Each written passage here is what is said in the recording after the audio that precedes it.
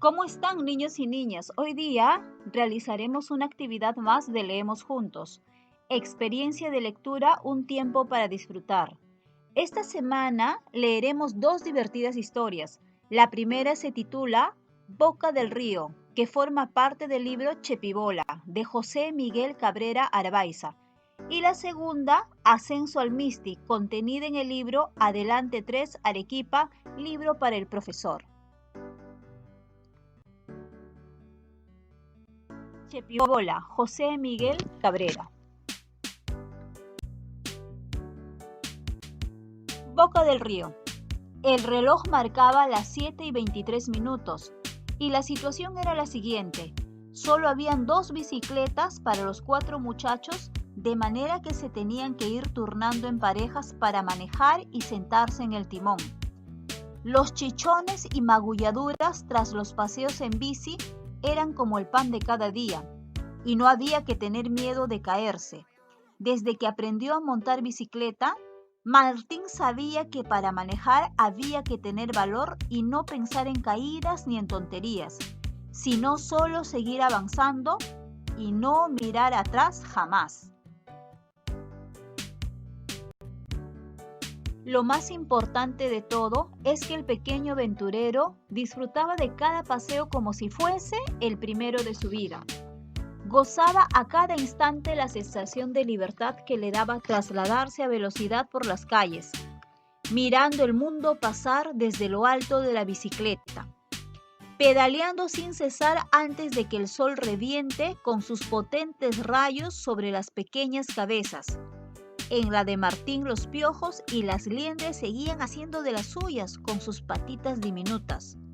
Los piratas llegaron agotados a la boca del río, después de atravesar un tramo del desierto. Una vez que divisaron las ruinas del Cerro Dos Cabezas, dejaron las bicis a buen recaudo en una casa abandonada del antiguo balneario y arrancaron a caminar. Se oía solamente el silbido agudo del viento, que venía abriéndose paso desde el océano, y apenas se veían las lagartijas asomando sus narices entre las dunas. Dieron vueltas alrededor de unos muros de adobe, donde el calor era insoportable. No había un rastro de sombra a la redonda, salvo por la presencia de un árbol de algarrobo que se alzaba solitario en medio de la nada. Esteban, muy bien informado, arrancó a contar una historia sobre los antiguos mochicas que a Martín le resultó deslumbrante. Los pescadores que habitaban el litoral vivían de los frutos del océano y las lagunas, y uno de sus dioses principales era justamente el mar. No vivieron en ciudades muy grandes, pero sí habitaban palacios hechos de adobe y templos en formas de pirámides.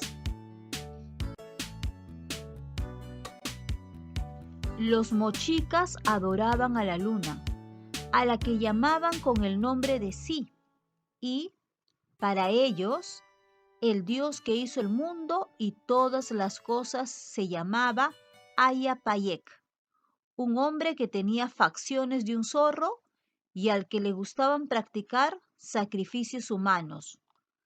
Además, los mochicas eran conocidos por ser unos guerreros muy fuertes y temibles.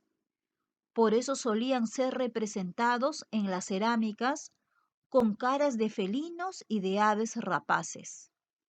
Los mochicas de Pacasmayo navegaban sobre las olas en busca de alimento a bordo de los caballitos de Totora, espléndidas embarcaciones que aún se fabrican con los tallos de una antigua planta. Además, eran grandes pescadores, desafiaban las más bravas mareas lanzando sus anzuelos de cobres y sus redes sobre el mar, tal y como lo siguen haciendo hasta nuestros días. Se alimentaban de los más variados frutos del mar que tenían al alcance de las manos, cangrejos, pescados, conchas y erizos, pero también eran expertos en cazar lobos marinos, a los que iban a buscar a las islas cercanas al litoral en sus caballitos de totora. Los mochicas tenían el spondylus, una concha marina muy apreciada por los hombres de aquel entonces. Dicen que se usaba como una ofrenda, pues se consideraba muy valiosa. Fusilados por los rayos del sol, los 4 amigos decidieron hacer una pausa y guarecerse bajo la única sombra posible en varios kilómetros a la redonda. Un árbol de algarrobo que por sus largas raíces parecía estar plantado allí desde siglos atrás. Se sentaron alrededor del viejo tronco. Estaban tan exhaustos por el calor que se quedaron mudos, sin fuerza para pronunciar palabra o jugarse alguna broma. Martín se quedó dormido mientras pensaba en la corona de oro del dios Pulpo.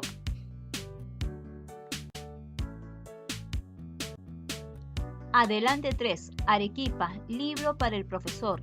Leer es estar adelante. Fundación BBVA. Ascenso al Misti. Nuestra gran aventura comenzó la mañana del sábado 27 de noviembre de 2004.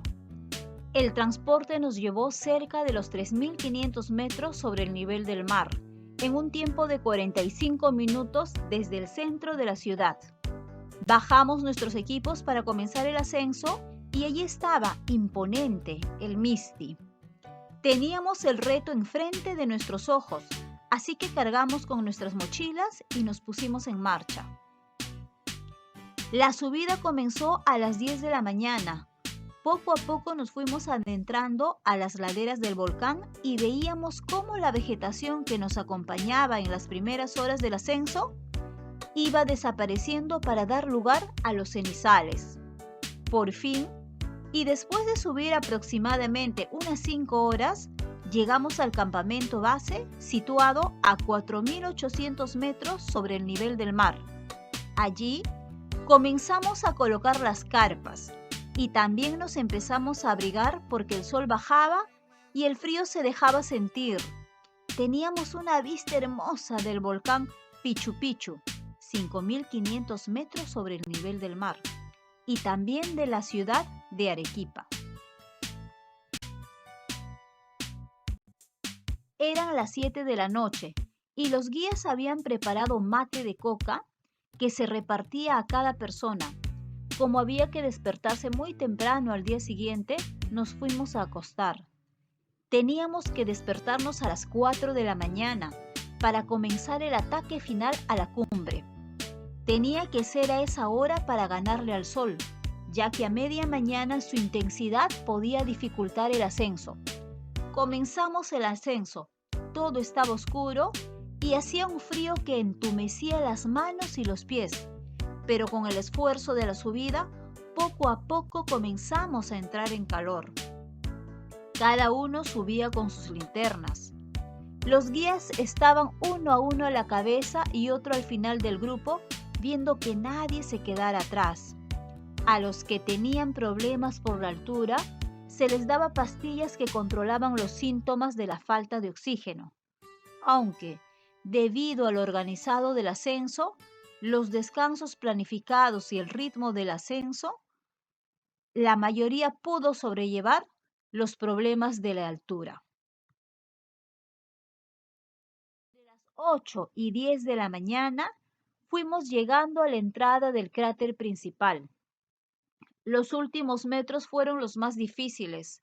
Estábamos cerca de los 5.800 metros y el aire comenzaba a faltar, así que cada vez los descansos eran más prolongados. Pero, gracias al compañerismo que se formó en el grupo, nos apoyamos para llegar todos a la cumbre. Una vez en la entrada del cráter, descansamos una media hora. Luego, nos pusimos en marcha para ver 2 lugares en particular. Uno era el cráter activo del Misti, que se encuentra en medio del cráter principal sobre el cual nos encontrábamos. Fueron como 20 minutos de caminata. Vale la pena ver el hermoso cráter emanando vapores sulfurosos. Después de tomarnos muchas fotos en la boca del Misti, nos alistamos para subir de nuevo. Nos dirigíamos a un segundo lugar, la Cruz del Misti, que es el punto más alto del volcán y se encuentra en la cima de una cresta.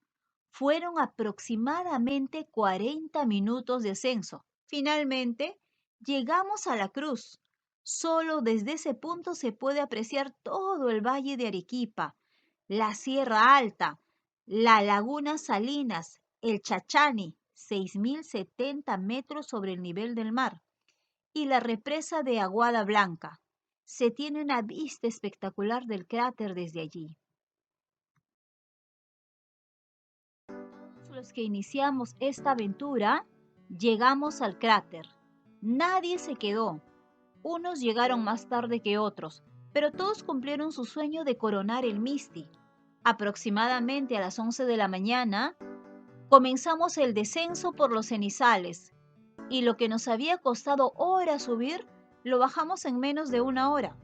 Fue divertido porque la ceniza era tan fina que era muy parecido a deslizarse en una duna de arena. Al final, llegamos al campamento base, cargamos con todas las cosas y nos pusimos en marcha hasta el valle, donde nos espera el transporte para regresar a la ciudad de Arequipa. Para todos, esta fue una gran experiencia.